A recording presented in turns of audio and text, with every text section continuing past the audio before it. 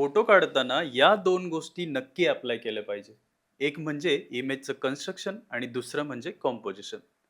आणि कॉम्पोजिशन करण्यासाठी काही रूल्सचा यूज करावा लागतो. त्यामधला एक फेमस रूल आहे, तो म्हणजे रूल ऑफ थर्ड. यामध्ये तुम्हाला काय करायचंय, इमेजचे 9 पार्ट्स करायचे आणि 9 पार्ट्स केल्यानंतर इथे 4 इंटरसेक्शन पॉइंट पडतात. आणि या 4 इंटरसेक्शन पॉइंटपैकी एका पॉइंटला तुम्ही तुमचा सब्जेक्ट प्लेस करू शकता.